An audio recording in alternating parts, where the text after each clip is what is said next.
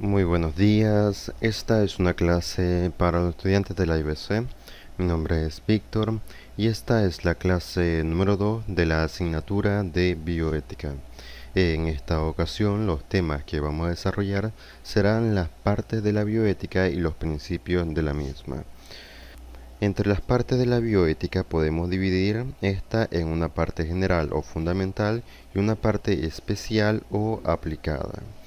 La bioética general se ocupa de los fundamentos éticos y de los valores y principios que deben dirigir el juicio ético y de las fuentes documentales de la bioética, es decir, todo esto a lo correspondiente a códigos médicos, derecho nacional e internacional, normas deontológicas y otras fuentes que enriquecen e iluminan la discusión como las biográficas, literarias y también las religiosas.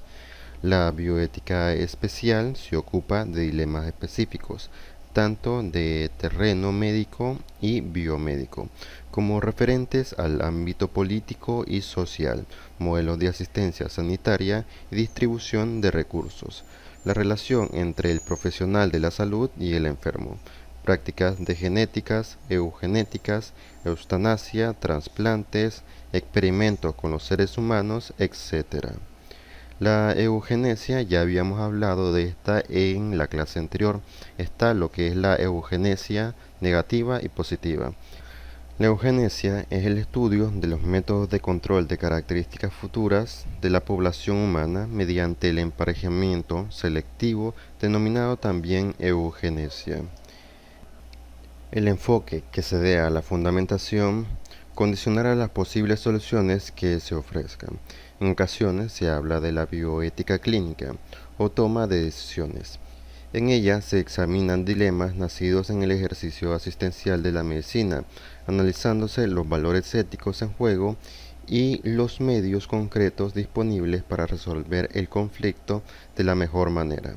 Si bien el caso particular presenta matices a considerar y priorizar, la conducta no debería entrar en contradicción con los valores utilizados en la bioética general.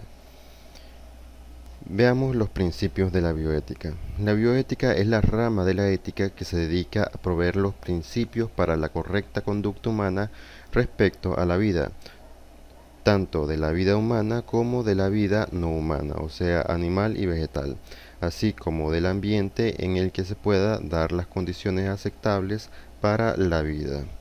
En su sentido más amplio, la bioética no se limita al ámbito médico, sino que incluye todos los problemas éticos que tienen que ver con la vida en general, extendiendo de esta manera su campo a cuestiones relacionadas con el medio ambiente y el animal, por la íntima relación que existe entre la bioética y la antropología.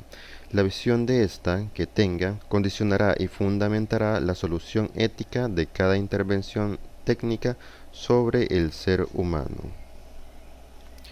La bioética es con frecuencia asunto de discusión política, lo que genera crudo enfrentamiento entre aquellos que defienden el progreso tecnológico en forma incondicionada y los doctores de las áreas donde constituye la salud pública, el derecho humano y la regulación de los avances científicos. En el libro La vida humana en la encrucijada, escrito por la doctora María Dolores Vila Coro, establece una clasificación de la bioética en 4 aspectos. Número 1. La bioética teórica o mesabioética, que trata los fundamentos conceptuales de la bioética en el marco de la teoría moral y la justificación de sus nociones básicas, o sea, persona, dignidad y autonomía. Punto número 2. La bioética clínica, referida a las decisiones éticas que se toman en la práctica profesional vinculada a la deontología médica clásica y se focaliza en casos individuales de los pacientes que plantean la resolución de problemas éticos. Punto número 3. La bioética normativa, conocida también como bioderecho, en la que tienen una participación directa jurística y autoridades públicas, y que se orienta hacia la adopción de reglas generales en la política sanitaria y el sistema jurídico. Centrar su interés en la racionalidad de las decisiones. Punto número 4. La bioética cultural, que trata del esfuerzo sistemático en relacionar los nuevos dilemas bioéticos con el contexto histórico y sociocultural en el cual se da. Trata de evitar la imposición de determinadas visiones de la bioética en sociedades que tienen valores distintos. También podemos hablar de Virchow y Childress. Los 4 principios definidos por estos son: primero, el principio de autonomía. La autonomía expresa la capacidad para dar normas o reglas a uno mismo sin influencia de expresiones externas o internas. El principio de autonomía tiene un carácter imperativo y debe respetarse como norma, excepto cuando se dan situaciones en las que la persona puede no ser autónoma o presente una autonomía disminuida. Por ejemplo, personas en estado vegetativo o con daño cerebral, en cuyo caso será necesario justificar por qué no existe la autonomía o por qué ésta se encuentra disminuida.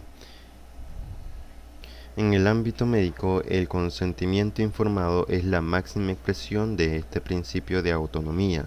Constituye un derecho del paciente y un deber del médico, pues las preferencias y los valores del enfermo son primordiales desde el punto de vista ético y supone que el objetivo del médico es respetar esta autonomía, porque se trata de la salud del paciente.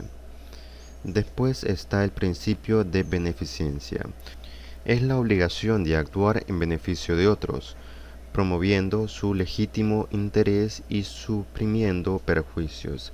En medicina promueve un mejor interés del paciente, pero sin tener en cuenta las opiniones de éste. Supone que el médico posee una formación y conocimiento de los que el paciente carece, por lo que aquel sabe lo más conveniente para éste, es decir, para el paciente, pero sin contar con él. Un primer obstáculo al analizar este principio es que desestima la opinión del paciente, primer involucrado y afectado por la situación, prescindiendo de su opinión debido a su falta de conocimiento médico. Sin embargo, las preferencias individuales del médico y del paciente pueden discrepar respecto a qué es perjuicio y qué es beneficio. Por ello, es difícil defender la primacía de este principio, pues si se toman decisiones médicas desde este, se deja de lado otros principios válidos como el de la autonomía o la justicia. Avanzar en el tratamiento del dolor, evitar la medicina defensiva y con ello la multiplicación de procedimientos o tratamientos innecesarios, aparece por primera vez en el informe Belmont de 1978 de principios de la bioética. Vamos a ver el principio de justicia. Trata a cada uno como corresponda, con la finalidad de disminuir las situaciones de desigualdad en nuestra sociedad, aunque en el ámbito sanitario la igualdad entre todos los hombres es solamente una aspiración, se pretende que todos sean menos desiguales, por lo que se impone la obligación de tratar igual a los iguales y desigual a los desiguales para disminuir las situaciones de desigualdad. El principio de justicia puede desdoblarse en dos principios: un principio formal que trata igual a los iguales y desigual a los desiguales, y un principio material determina las características relevantes para la distribución de los recursos sanitarios, o sea, necesidades personales, méritos, capacidad, economía, esfuerzo personal, etc. Las políticas públicas se diseñan de acuerdo con ciertos principios materiales de justicia. Por ejemplo, en España, la asistencia sanitaria es teóricamente universal y gratuita, así como en diferentes países, y esta, por tanto, está basada en el principio de la necesidad. En cambio, en Estados Unidos, la mayor parte de la asistencia sanitaria de la población está basada en los seguros individuales contratados con compañías privadas de asistencia médica. Para excluir cualquier tipo de arbitrariedad, es necesario determinar qué igualdades o desigualdades se van a tener en cuenta para determinar el tratamiento que se va a dar a cada uno. El enfermo espera que el médico haga todo lo posible en beneficio de su salud, pero también debes saber que las actuaciones médicas están limitadas por una situación impuesta al médico con intereses legislativos de terceros. La relación médico-paciente se basa fundamentalmente en los principios de beneficencia y de autonomía, pero cuando estos principios entran en conflicto, a menudo por la escasez de recursos, es el principio de justicia el que entra en juego para mediar entre ellos. En cambio, las políticas sanitarias se basan en el principio de justicia y será tanto más justa en cuanto que consiga una mayor igualdad de oportunidades para compensar las desigualdades. Ahora vamos a ver el principio de no maleficencia. Abstenerse intencionadamente de realizar acciones que puedan causar daño o perjudicar a otros. Es un imperativo ético válido para todos, no solo en el ámbito bioético, sino en todos los sectores de la vida humana. En medicina, sin embargo, este principio debe encontrar una interpretación adecuada, pues a veces las actuaciones médicas dañan para obtener un bien. Entonces de lo que se trata es de no perjudicar necesariamente a otros. El análisis de este principio va de la mano con el de beneficencia, para que prevalezca el beneficio sobre el perjuicio. Las implicaciones médicas del principio de no maleficencia son varias. Tener una formación teórica y práctica rigurosa y actualizada permanentemente para dedicar el ejercicio profesional, investigar sobre tratamientos, procedimientos o terapias nuevas, para mejorar los ya existentes con objetivo de que sean menos dolorosos y lesivos para el paciente, avanzar en el tratamiento del dolor, evitar la medicina defensiva y con ello la multiplicación de procedimientos o tratamientos innecesarios. Aparece por primera vez el informe Belmont en 1978, el cual está relacionado con las leyes a fin de evitar que se produzcan nuevamente violaciones a los derechos humanos como los que expusimos en la clase pasada, las leyes de Nuremberg y la eutanasia implementada en personas durante la Segunda Guerra Mundial. La ética médica tiene su punto de partida antes de nuestra era, simbolizada por el más ilustre médico de la antigüedad, Hipócrates, cuya doctrina ha tenido una gran influencia en el ejercicio de la profesión médica en los siglos posteriores. La ética es la reflexión teórica sobre la moral.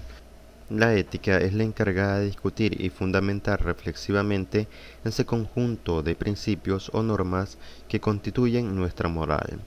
Es el conjunto de principios, criterios, normas y valores que dirigen nuestro comportamiento. La moral nos hace actuar de una determinada manera y nos permite saber qué debemos hacer en una situación concreta. La moral tiende a ser particular por la concreción de sus objetivos. La ética tiende a ser universal por la atracción de sus principios. La deontología médica es el conjunto de principios y reglas éticas que han de inspirar y guiar la conducta profesional del médico. Los deberes que se imponen obligan a todos los médicos en el ejercicio de su profesión, independientemente de la modalidad. El incumplimiento de estos principios constituye faltas disciplinarias típicas en los estatutos generales de la organización médica. Generalmente, la ética y la moral se ven reflejadas en la práctica profesional, por lo que algunas ciencias recurren a la bioética, ya que está encargada de estudiar la deontología. Y bien, aquí terminaríamos con la clase del día de hoy, solamente profundizando un poco más entre los principios de la ética y propiamente su función. Bien, sin nada más que agregar, me despido, pasen un buen día y nos veríamos hasta la próxima clase.